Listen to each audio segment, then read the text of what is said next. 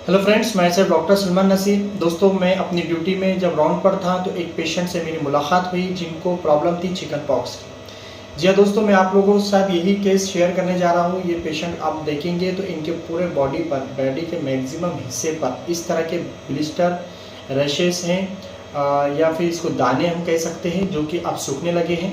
तो ये जिसका डायग्नोज है चिकन पॉक्स। तो क्या होता है ये आप लोग जानते ही होंगे। तो मैं आज आपको इसके बारे में शॉर्ट में बताऊंगा कि क्या होता है, और सबसे इम्पोर्टेंट हम ये डिस्कस करेंगे कि हम इससे कैसे बचाव कर सकते हैं। बहुत ही हेल्पफुल ये क्लिप होने वाली दोस्तों, इसलिए अभी से इस क्लिप को लाइक कीजिए, चैनल को सब्सक्राइब। दोस्तों, चिकन पॉक्स जिसका कॉजेटिव ऑर्गेनिज्म वारिसेला जोस्टर एक तरह का वायरस होता है, यानी ये एक वायरस बीमारी है, ये फैलने वाली बीमारी है और ये बहुत ही हाईली कंटेजियस डिजीज़ है, यानी बहुत ही फैलने वाली है। और ऐसा कहा जाता है कि ज़िंदगी में हर इंसान को एक मर्तबा ये एटलीस्ट हो ही जाती है। और अब इसके बारे में बहुत सारे लोगों के कुछ सवालात भी होते हैं, मैं अपनी बातों में उसको कवर करने की कोशिश करूँगा।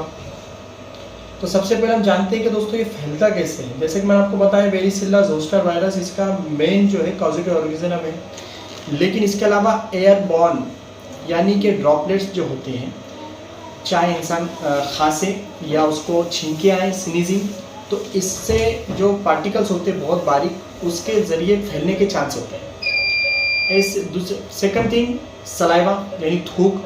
इसके अलावा बहुत ज़्यादा बॉडी टू बॉडी जो टच होती है, ऐसे मदर टू बेबी जो कांटेक्ट होता है, तो इससे भी फैलने के चांस होते हैं। तो ये बहुत ही इम्पोर्टेंट चीज़ है कि हम लोगों को याद रखना है। जिस किसी को भी होता है उससे हमको दूरी बनाना है। अब बहुत सारी गलतफहमियां इसके बारे में होती थी चिकन पॉक्स की, उसमें से कुछ अच्छी बातें भी निकल आती है। ऐसा नहीं कि पुरानी सब चीज़ें खराब होगी, कुछ अच्छी बातें भी, जैसे कि अलग थलग रहना, जिसको हमको कोविड में अच्छे समझ में आ गया। कमरे में अकेला है, आइसोलेटेड हम कह सकते हैं उसको, तो इससे दूसरों को प्रॉब्लम नहीं होती और पेशेंट को प्रॉब्लम नहीं होती। तो ऐसे में पेशेंट को आइसोलेटेड कर दें। और दूसरी चीज़ ये है दोस्तों कि इसके सिम्टम्स क्या हो सकते हैं, यानी लक्षण क्या क्या होंगे।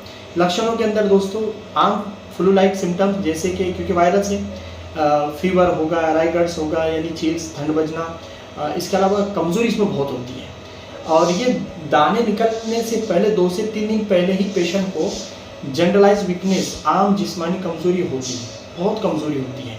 फिर धीरे धीरे शरीर पे जो है दाने निकलना शुरू हो जाते हैं। शुरुआत में दाने ब्लिस्टर लाइक रैशेज जिसको हम कह सकते हैं, ईचिंग होती है, और बाद में यही दाने सूखना शुरू हो जाते हैं।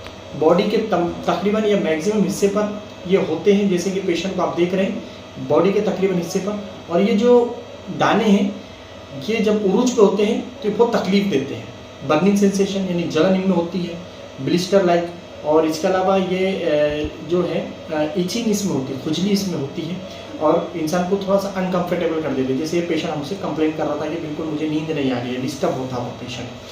तो इस तरह की तकलीफ़ें जब ये उरूज पे होते हैं दाने तब होता है, बाद में जब सूखना शुरू होते हैं तो तकलीफ होती है। ऐसे वक्त में जो ट्रीटमेंट का बात है कि ट्रीटमेंट का जो हिस्सा है, इसमें मैक्सिमम लोग घर पर रेस्ट करते हैं, या फिर कोई लोग जो है गलत फहमी के शिकार होते हैं, झाड़ फूक करते हैं। तो इसमें बेहतर यह है कि हम एक अच्छे डॉक्टर की सलाह लें, क्योंकि एंटीवायरल मेडिकेशंस अगर डॉक्टर शुरू करेंगे तो काफ़ी रिलीफ इसमें मिलता है, और हम बच सकते हैं कॉम्प्लिकेशन से, क्योंकि कॉम्प्लिकेशन इसके बहुत बुरे हो सकते हैं।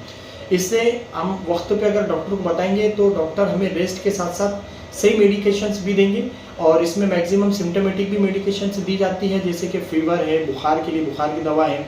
अप्लाई करने के लिए भी बहुत सारी, जैसे कि कैलेमैन लोशन बहुत कॉमन है। इसके अलावा एलोवेरा का जो जेल होता है, या जो भी लगाने का, अप्लाई करने का जो भी क्रीम वगैरह होता है, वो भी अच्छा इफेक्टिव है। तो इस तरह के कुछ होम रेमेडीज़ है जो अप्लाई करने के बाद थोड़ा रिलीफ तो ज़रूर मिल जाता है, इफाका हो ही जाता है। और दूसरी बात, इसमें जो सिम्टम्स दूसरे हैं तो उसके मुताबिक सिम्टोमेटिक जो है ट्रीटमेंट डॉक्टर द्वारा दिया जाता है। बेहतर के डॉक्टर से ही हम सलाह करके इस्तेमाल करें।